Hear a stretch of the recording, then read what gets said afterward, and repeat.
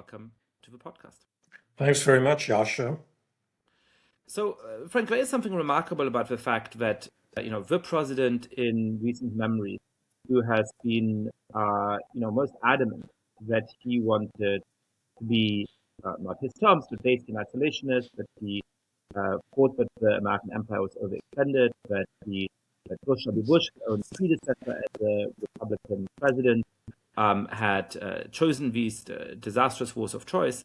And now it's Donald Trump that is engaged in a war of choice in Iran. And at least according to Donald Trump and some Israeli sources, as we're recording, it appears to be the case that they've managed to kill in the first hours of this attack the supreme leader of Iran, Ayatollah Khomeini. What do you make of this situation? Well, I guess an initial thing to say is that I don't believe almost any of the information I'm seeing, especially on social media, because I've seen a lot of assertions. Now, I assume that if Trump himself announces that Khamenei has been killed, that's probably true. There are also a lot of videos of, missiles hitting American air bases, of ordinary Iranians rioting and calling for the end of the regime. I don't know how many of those are true. So it's, basically very hard to sort out what's empirical at this point and what isn't. So that's right, and I think we need to be careful exactly in how we frame things. It is clearly a massive attack on Iran. Yeah. I developed a kind of mini theory of how Trump wants to operate in foreign policy. It's less of a doctrine and more of a playbook. It seemed to fit the initial attacks on Iran last June. It seemed to fit the attack on Venezuela, in which he favored, massive attacks that would move very quickly, and basically by the time that people woke up, they would already be over. This seems to be quite different from that. I mean, this does not appear, as we're recording this, to be a conflict that's going to be over in 24, 48 hours.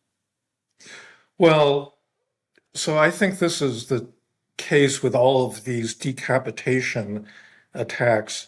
I actually had a former colleague at RAND, Steve Hosmer, who was a very wise political analyst, who actually did a study of decapitation attacks, going all the way back, to World War II, and the conclusion from looking at these other cases is that they're very unpredictable and they almost always don't achieve the political end that has been sought.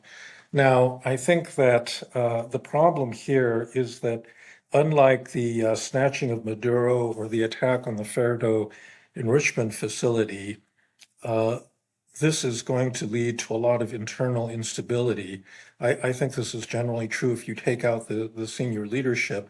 You still have very well organized and very well armed, IRGC and Postron or Basij that, have a real interest in the outcome of this because their lives are on the line. And I think that what you're going to get is a lot of internal conflict. You could get conflict within the regime as different, parts of the regime seek to assert dominance over the whole thing, and then between the population and the regime. And that is going to be extremely difficult to control. I think that unlike the Ferdo attack, this is not something that can be done on a single strike. And they're going to have to continue to try to influence things from the air.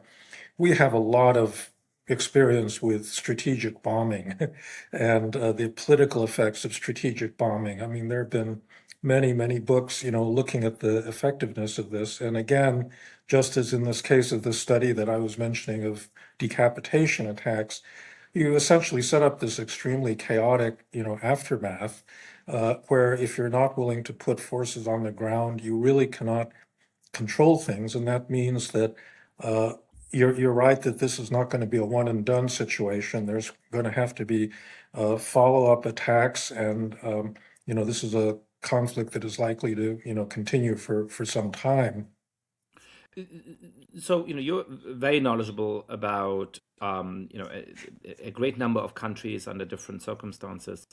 what do we know about the circumstances under which regimes fall and the circumstances under which they persist? It's quite clear that the Islamic Republic has some loyalists and some hardliners, but it also appears to be clear that there's very deep discontent in the Iranian population. We saw that with the courageous protests at the end of December and the beginning of January.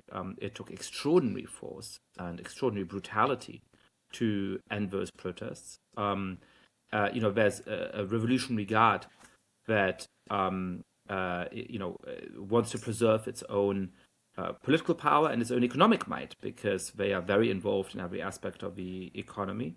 I think it's hard to know to what extent they are at this point committed to the theocratic nature of the regime, as opposed to just wanting to preserve, some form of quasi-military rule.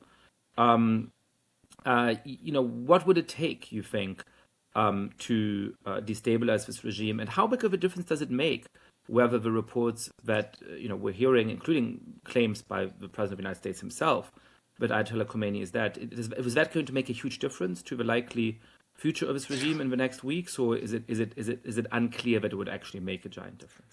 Well, I think it's already been destabilized. I mean, that's happened already. Unlike the case of Venezuela, where capturing one individual, Nicolas Maduro, left intact a power structure that then faced very different incentives on how it was going to act. I think in this case, it's a much more complicated system. You have extremely well-entrenched groups. It's not just the IRGC, it's also the Basij, this other big militia that's spread all over the country. They don't represent anything like the greater part of the population, but they've also been, pretty self-disciplined in suppressing any threats to the population. Now that the senior leadership is out of the way, you've got multiple questions. Will they continue to suppress dissent? I've seen videos just in the last couple of hours of people protesting in the streets in different Iranian cities. Will they continue to want to shoot people in that situation? Will they turn their guns on one another? I think the only thing you can really predict at this point is that it's going to be very chaotic, and there's going to be, I think, a lot of follow-up violence. And I think that unlike Venezuela, where the United States was able to designate a single successor to Maduro, that is Delcy Rodriguez, I think U.S. and Israel are not in a position to do that in this one. And so they're going to have to fight it out on their own as to, who runs the country at this point. What is the broader regional situation? It's interesting that during the strikes in June, it took Iran, a relatively long time to retaliate, and the retaliation seemed surprisingly circumspect. They hit one military base the United States has in the region. They had some relatively minor strikes on Israel, and it was clearly calculated to de-escalate to some extent. This time around, the response from Iran came much faster, within about 2 hours. It hit a number of countries in the region that had actually apparently been trying to stay out of this conflict, including Saudi Arabia, giving them a strong reason to jump into the conflict.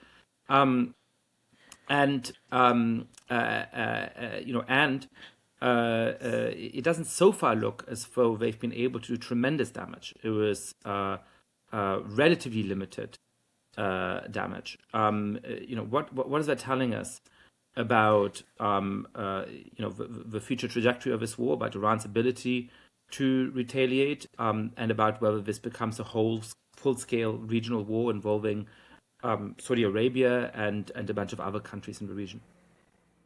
Well, I think that the regime, such as it is after the decapitation, figured they don't have much to lose. That the United States and Israel were going all out and going to get them. So they might as well, throw back everything they had. And I think, what both the summer war and this one are demonstrating is that their capacity is actually pretty limited. They're trying to throw everything they've got at the United States and its regional allies. And I don't think it's actually going to do very much except for, occasional damage to a hotel or an airbase or something like that. So I think that the issue really is not a wider regional war. In any event, the major allies of Iran, Hezbollah and Hamas, have both been severely weakened. And so it's not as if they could start up, other conflicts in other parts of the Middle East. I think the main action is going to be inside Iran. It's going to be who survives, what kind of a leadership does the regime manage to retain? How do they deal with the population? I think it's possible that the scales have been shifted so much that the overthrow of the regime is entirely possible. If that happens, then you got a whole different set of big questions that arise. Is how do you actually create an alternative to this regime that's been around ever since 1979?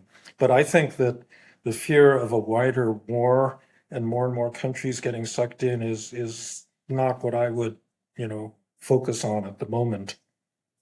I mean, does this basically mean that the United States can choose when to escalate and when to de-escalate? Do you think that the moment the United States feels that they've achieved their war objectives, they can get out of this? Or is Donald Trump now on the road to a quagmire that he may not be able to get out of in the way that George W. Bush got sucked into a quagmire in Iraq and in Afghanistan?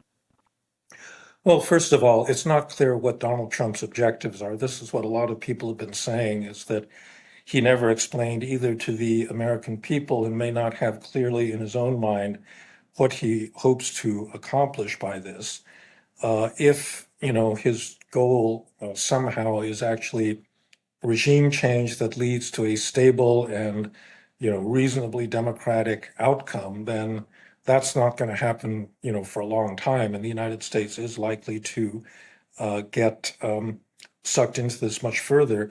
If it's possible that Trump, if he actually has managed to kill off Ayatollah Khamenei and the senior leadership, he may, say, okay, mission accomplished. That's what we wanted to do. Now it's up to the Iranian people to take over and then just stop fighting at that point.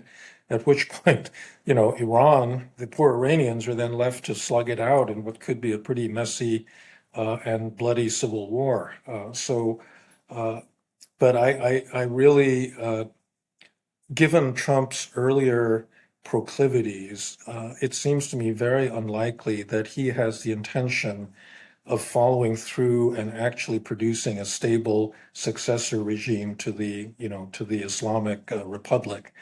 And even if he did have that intention, probably doesn't have the capacity to do that. And so, what you're looking at is the prospect of just presiding over a lot of instability that the United States and Israel caused, but not a terribly satisfying outcome, except in these very reduced expectations, as I suggested. What are the offerings for him for claiming victory? I mean, in last June, he claimed that the Iranian nuclear program had been completely decapitated. That runs slightly counter to the justification for this particular conflict and was contradicted by various intelligence assessments at the time.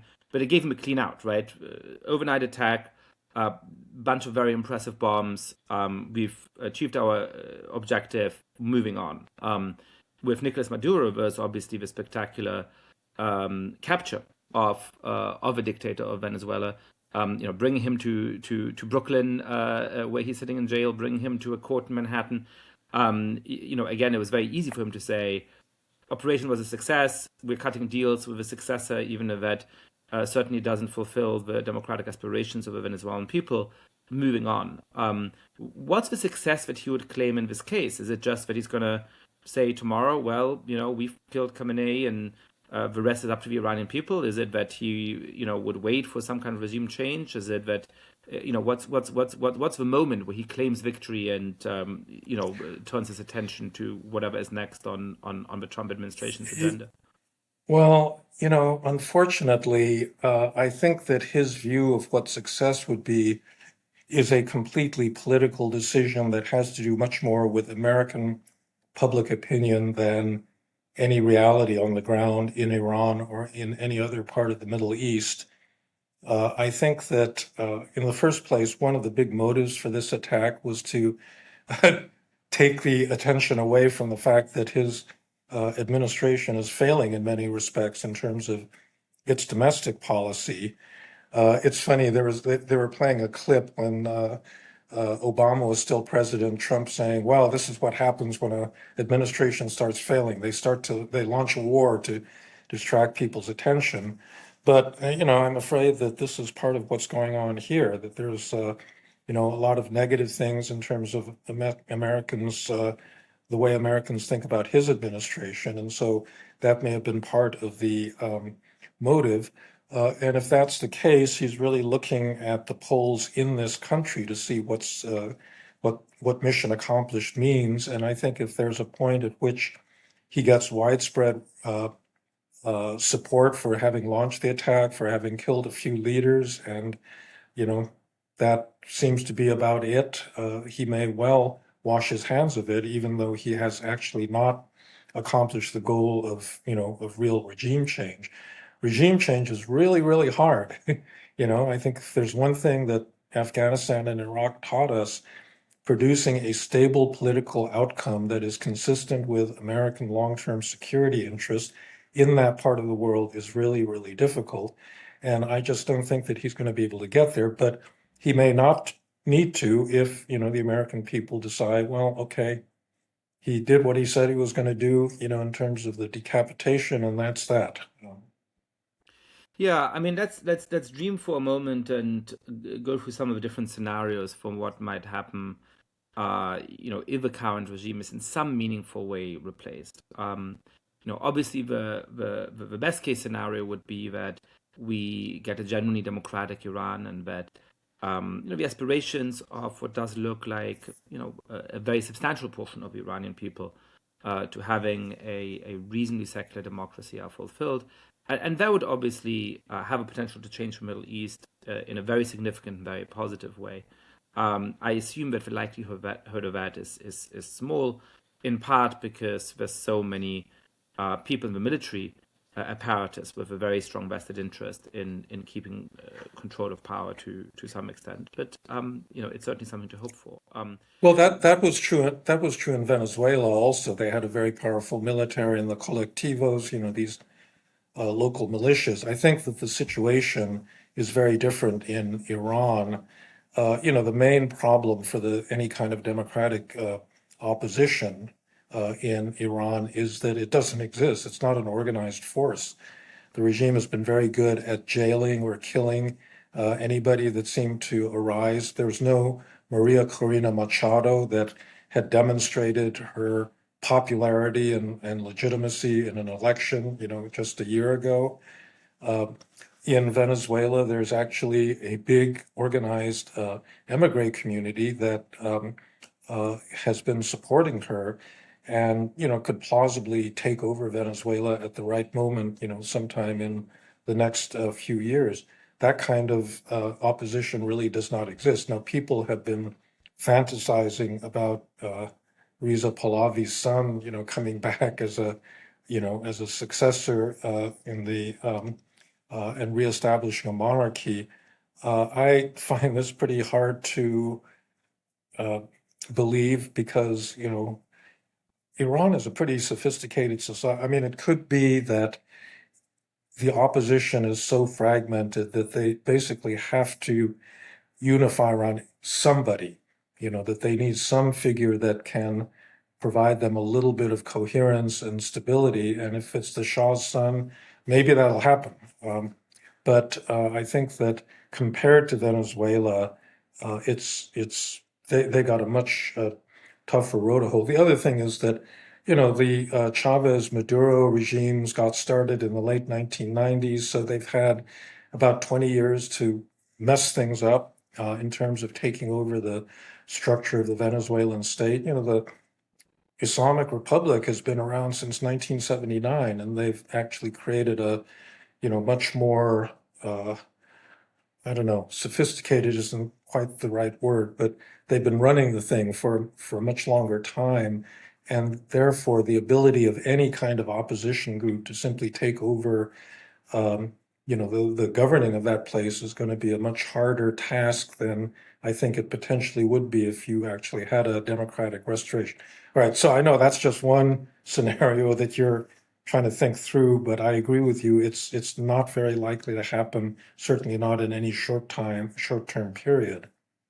Yeah, so perhaps what is more imaginable is that you get, some of the most powerful military leaders within the country saying, we're going to liberalize the regime in certain respects. We're going to move it towards a form that either is no longer theocratic or only ostensibly theocratic, and basically join a long list of military regimes in the region.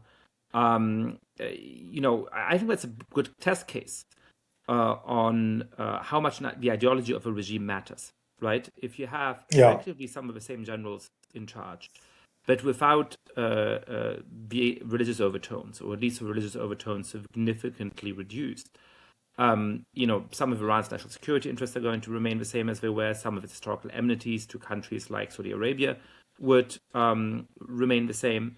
But the Iranian regime has also, had particular zeal in, arming proxies around the region, in sponsoring terrorist attacks.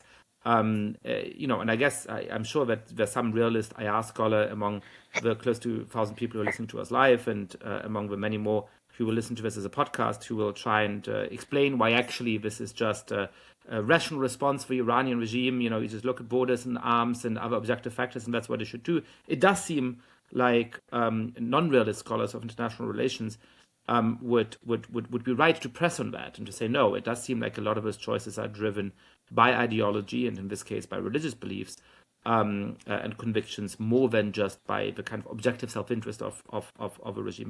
But how do we disentangle those things, right? Like, imagine you get a pretty hard-nosed military general who wants to, keep his hands on power, who wants to make sure that all of his, other generals and colonels and so on still get to run a lot of the Iranian economy. They don't want to give up their privileges. But they think, perhaps it's in our interest to ratchet down conflict in the region a little bit. Is that realistic? How much would change under such a scenario, do you think? well, I can't answer that.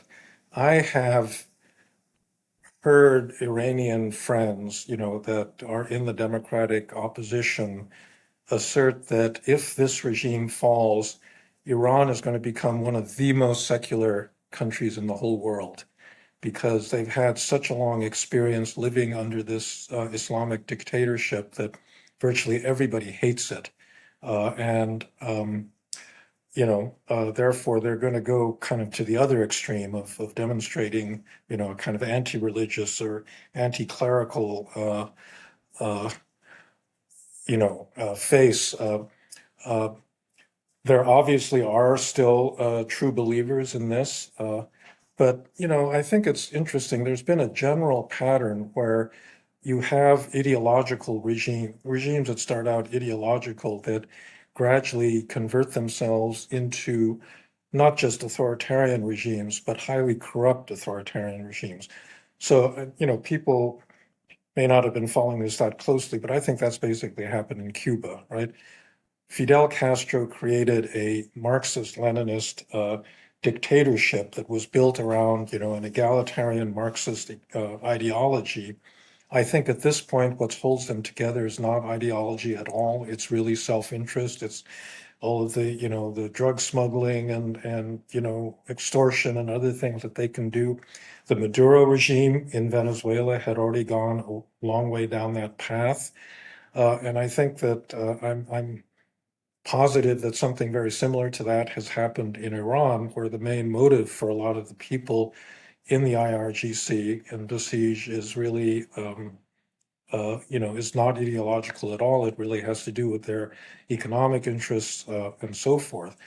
So the idealism that may have existed at one point, may well not exist anymore. So we'll have to see whether that's, the extent to which that's really true. I think the other thing is that the desire for revenge on the part of the population I suspect is going to be much more intense than it was in Venezuela. So this is a subject for different podcasts. It's interesting the way that Delcy Rodriguez is actually kind of stabilizing things and actually doing things to stabilize the economy and to raise people's living standards sufficiently that I think she's actually been able to mute a lot of the uh, anger and the desire for immediate, democratization that might otherwise exist. I think that these guys in Iran are going to have a much harder time doing that, even if you had a pragmatic, military guy that wanted to liberalize and restore relations with the United States and so forth. I think it's just going to be harder for them to do that. But, what do I know? And obviously, the Venezuelan regime has been extremely brutal and extremely corrupt. But the absolute brutality visited upon the protesters in Iran in January, was rare even by the standards of these kinds of autocratic regimes. And we don't have exact numbers because of how repressive the regime is. But the number of protesters who appear to have been killed there over the last 2 months is extraordinary, and that Yeah, they're talking about tens of thousands of people killed just in a single month, and bad as Maduro was, it didn't get to that point. So I think the kind of pent up anger. The other thing is that the Iranian economy has been in collapse really for some time, and inflation has been out of control. Nobody has any savings. There's really not a middle class anymore that has, any kind of property that they need. So I think they're much, much more desperate than even people in Venezuela who are pretty desperate themselves. Well, I think we both hope that even if it doesn't seem likely at this point, events do take a turn for the positive in Iran, and that the aspirations of people in Iran are realized. Let's talk about some of the other actors in the region and then return to the United States and Trump himself. How is seeing Israel's position? Israel suffered the horrible attacks and massacres of October 7th, sponsored in large part by Iran. They have been phenomenally successful in military terms over the last couple of years. Really weakening their adversaries in the region to an astonishing extent, including Iran itself, but at a high humanitarian cost and a high cost in the country's public standing. Israel is in some ways more isolated now than it has been in most stretches of its history. There's a very interesting poll in the United States that was conducted in the last weeks, which suggests that for the first time since the start of this poll, more Americans now sympathize with the Palestinian cause than with the Israeli cause. Benjamin Netanyahu has been able to, sustain himself in power despite his at least occasional deep unpopularity within his own country.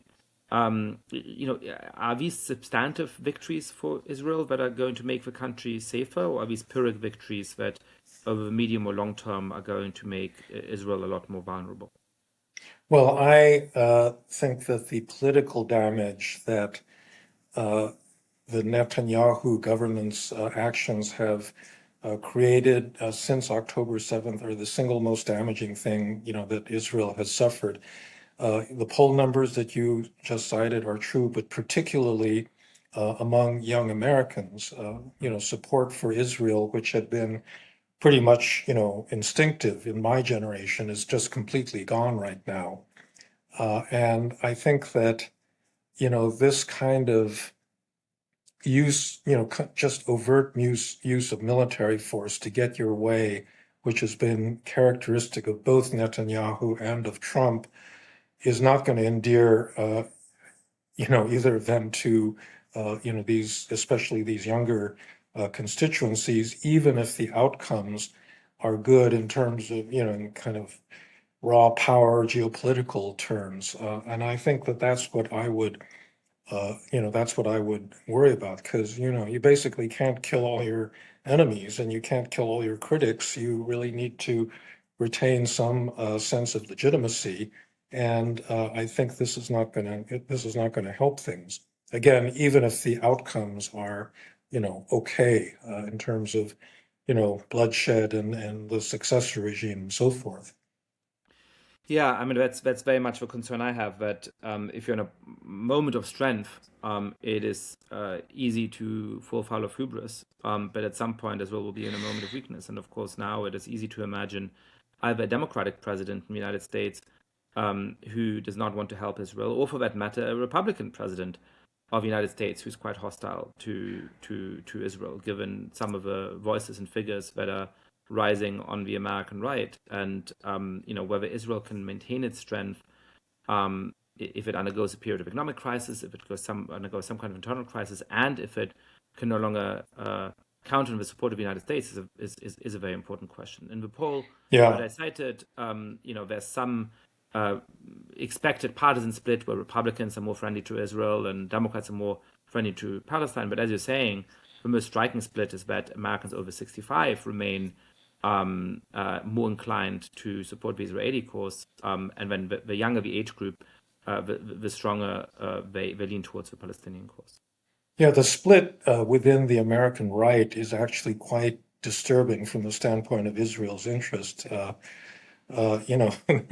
There's a recent interview between Tucker Carlson and Mike Huckabee, who in essence represent these two completely radicalized poles, one being, very anti-Israeli, and I would say also pretty anti-Semitic, and the other one being, over the top pro-Israeli.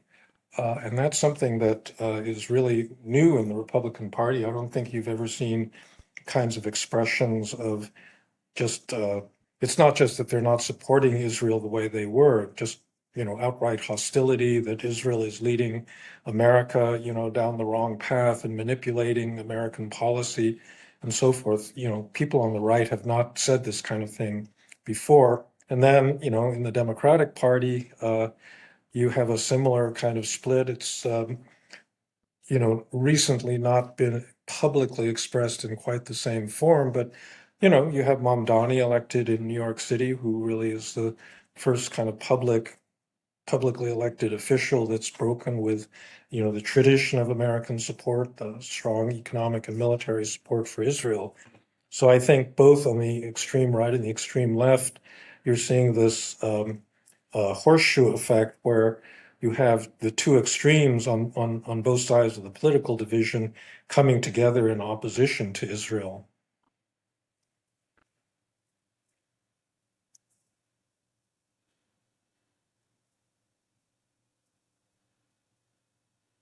One of the strange ironies in the region before we fully return to the United States is that, as you're pointing out, Israel is losing a lot of support among the countries that have traditionally been allies to it.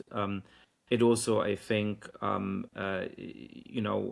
has lost whatever remnants of support it may have had in other countries of the region. And yet, the fact that Iran retaliated against American allies in the region, against Saudi Arabia and Jordan and other countries, means that they may now join a regional war on the side of Israel against Iran. I mean, the politics of the Middle East never fail to confuse and to be complicated. There's a strange irony in that, isn't there?